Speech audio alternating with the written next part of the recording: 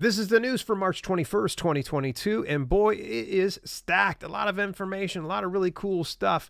Now, here's one, unfortunately, between the time that I found the piece and to the now, it put a paywall up here. But at any rate, we'll just go ahead and jump right on over into it. Anyways, it comes from the New York Times talking about radio drama for a podcast age, how Amazon's Audible moved into theater. Now, let me go ahead and summarize exactly what's going on. For the past 5 years, Audible actually has been working on this specific branch here that is very much focused on a radio-like experience. So they would actually have, like, say, screenplays, and it's going to be acted out by different voice actors. And so I guess that this is going to be an area that is continuing to grow. So those of you that are out there that have, say, a screenplay and you're thinking about switching it over into a novel, well, you can also consider probably even taking that and turning it into something through audiobook. It's definitely a viable option for you for sure. Next item up in the news comes from the gang over at ProWritingAid. They actually have some tips on create an inbox schedule. They were talking about, essentially to avoid overwhelm and having a jacked up email inbox. If you can just kind of get it to where you stick to a schedule, you'll be able to be better, get through it and not feel overwhelmed. So they say, tip 1, stick to a schedule. How many times have you checked your emails today? If you've lost track, try this tip. Set 3 times in your day for checking your inbox. Then don't check it outside of that. That's actually something that I like to stick to, is I'll check in the morning and I'll check in the evening and sometimes in between if I'm expecting something. Tip 2, know how to introduce yourself. They essentially say, how do you sign off on an email to someone you don't know or reach out to a new professor? Googling the correct phrases can add an extra 10 minutes to your email task. Fortunately, you find all the answers in their handy guide. So they essentially just, what are you going to say? Call me, reach out to me sincerely, things like that. Create email shortcuts. Most of us have certain emails we send repeatedly, and many of us type out that same email every time. Raise your hand if you do that.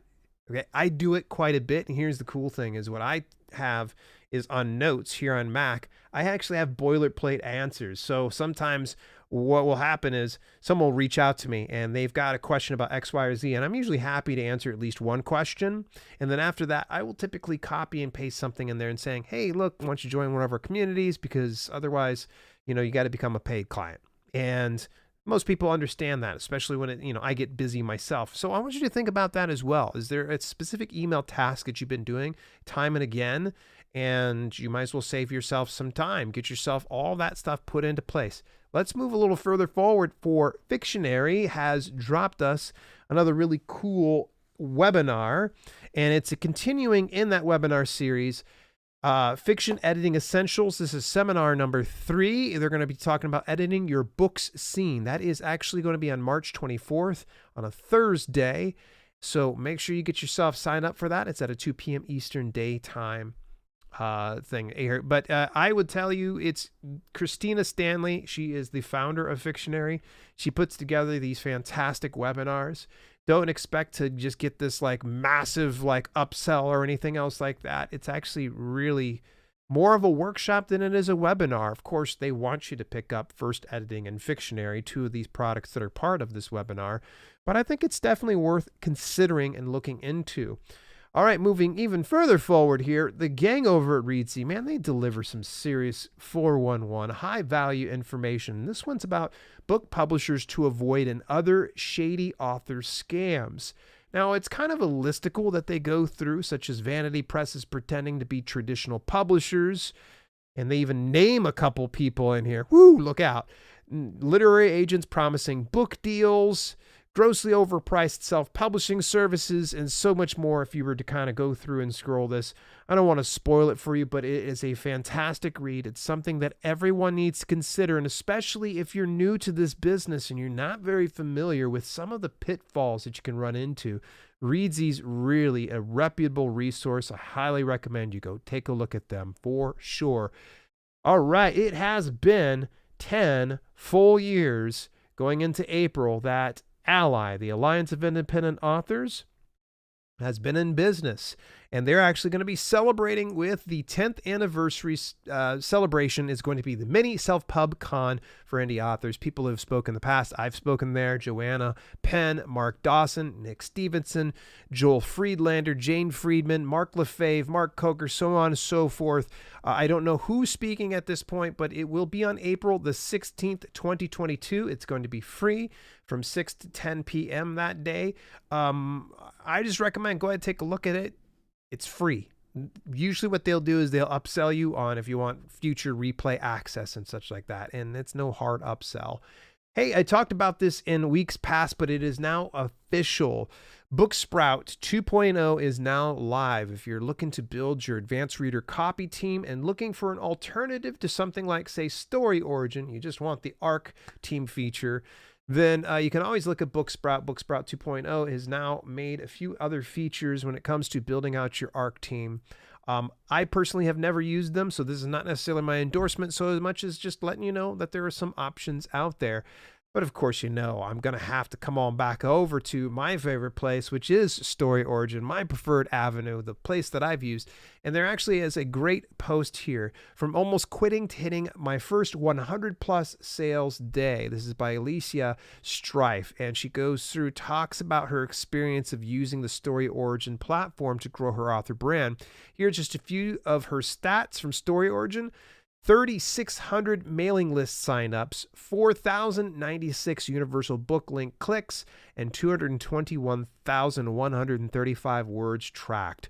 Wow, big congratulations. She breaks down some more of this case study so you get an understanding of what she did, how she did it, and how you can implement it yourself.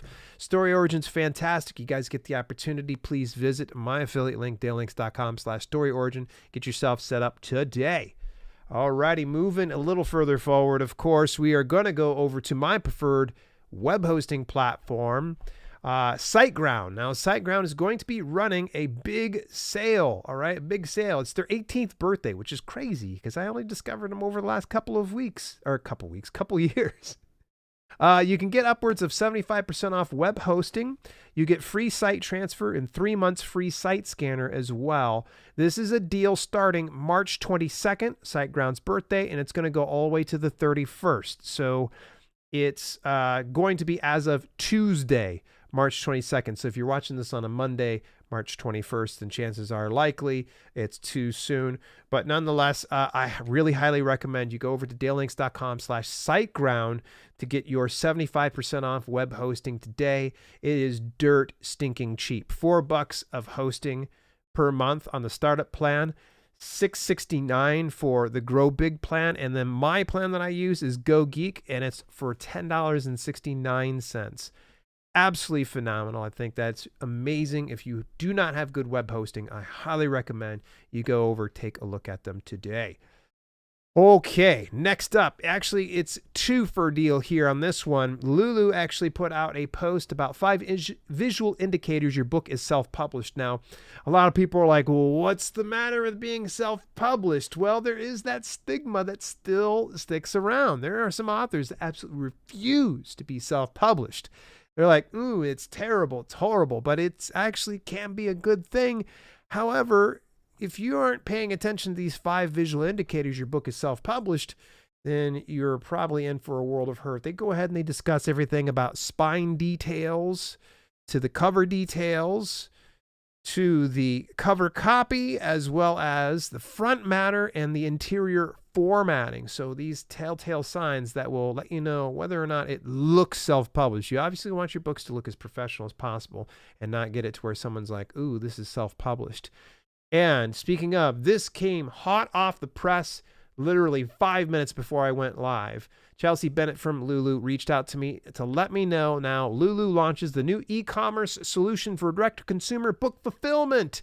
This is exciting. Lulu Direct is essentially going to be an option to where you can self-fulfill print book runs on your website at no extra cost using WooCommerce. So if you have WordPress, all you got to do is get the WooCommerce plugin and you're ready to rock and roll. I, for one, am going to be taking full advantage of this Previously, you could integrate Lulu Express with Shopify, but the problem is if you want Shopify, you got to pay $9 per month or $30 per month or even more than that. Well, that kind of sucks. And I just always kind of held off. I did a trial of Shopify and I'm like, I don't see the return on investment just yet until I build out something.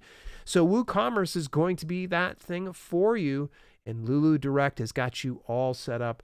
There is going to be a video on the specific press release that was put out to Cision PR Web. I'll make sure to send a link to that down below. And last but not least, I want to, of course, give a big shout out to one of our viewers here, and I believe I know who this is, and I believe it's Mason Pines, had commented over on Podbean. Dale is an absolute wealth of information. His content never fails to deliver invaluable knowledge in a way that's easy to understand. Mason, thank you. And if it wasn't Mason, thank you, M Pines 8287. I appreciate that. Yeah, I try to keep an eye out for all of these different type of comments and these reviews. So the more that you can leave that for the podcast, the more it helps out. Thank you so much. Did I miss anything over the past week? Let me know inside the comments. Was there one piece of news that you found most exciting? I think you know which